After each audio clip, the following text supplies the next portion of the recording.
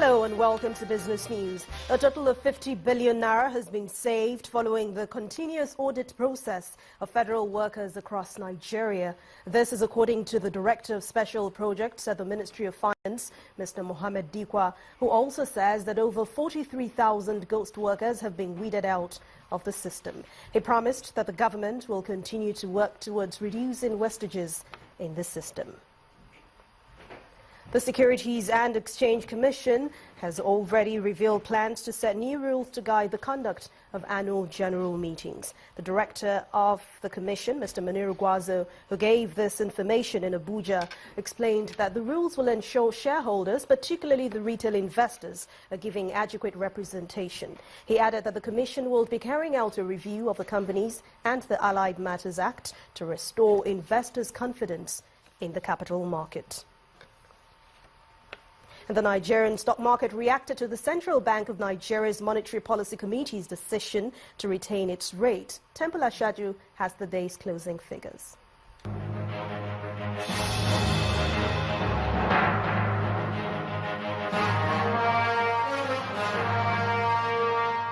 The Nigerian stock market rebounded by 80 basis points at the close of Tuesday's trading session as investors cheered CBN's Monetary Policy Committee's decision to leave its rates unchanged.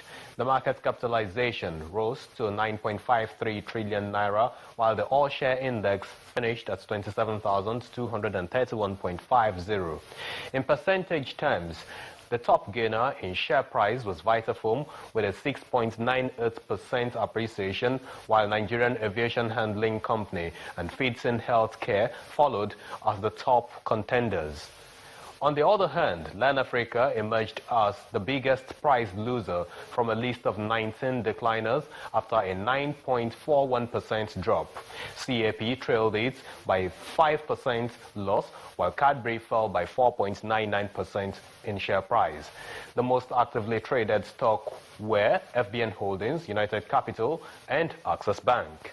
A total of 274.21 million shares worth over 1.53 billion naira were traded in 4,160 deals. And that's it for the stock market report. I'm Temple Ashaju. African and Asian stock markets closed in mostly mixed sentiments today, but their European and US counterparts finished nicely in the green. Let's see the numbers.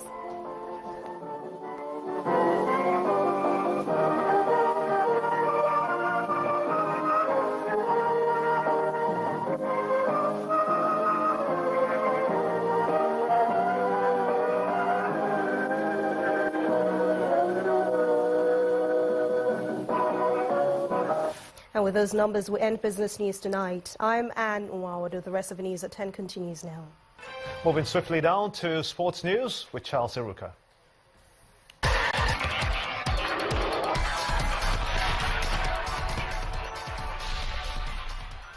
Welcome to Sports News.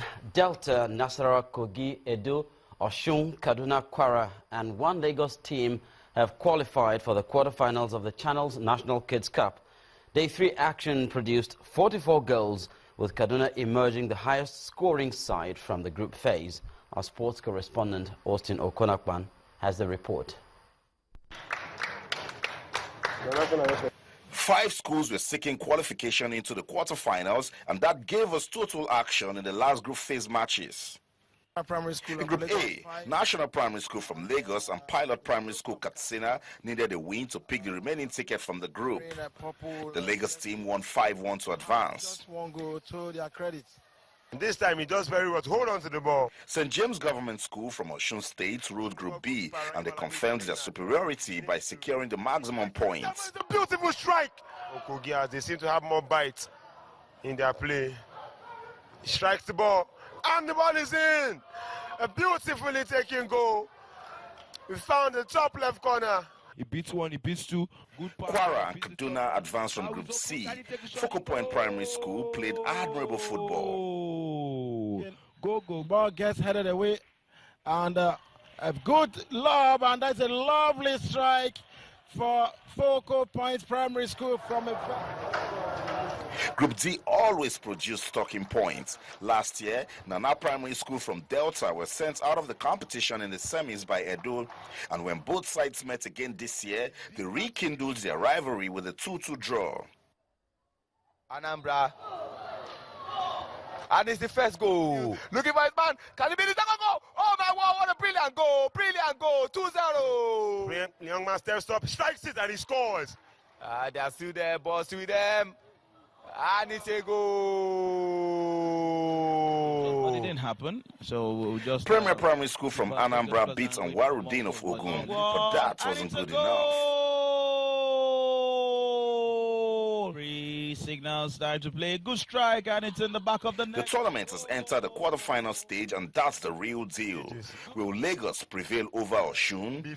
Will Quater continue their fine form? Can Kogi upset Nasarawa? Will Edo move closer towards retaining the title? You want answers?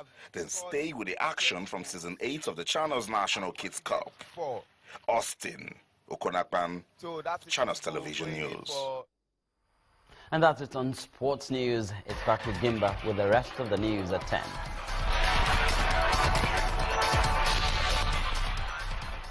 Contrary to earlier reports, Egyptian officials have disputed claims that the condition of human remains found at the crash site of an Egypt airplane suggests an explosion. Temitope Fagwebi has more on this and other foreign stories. An unnamed forensic examiner told the international media that the remains were so small an explosion was the only logical explanation. But an Egyptian Justice Ministry spokesman says no traces of explosives had been found. All 66 people on board were killed when flight MS-804 crashed last Thursday. Officials from Egypt Air say they will not speculate on the reports. Meanwhile, the police in Kenya say at least 3 people have died in the country during opposition protest calling for electoral reforms. The police in Siaya claim to have shot dead 2 people in self-defense. A third man in Kisumu died from a head injury after falling over while running from tear gas. Last week, there were complaints of police brutality as officers were pictured assaulting demonstrators in the capital, Nairobi.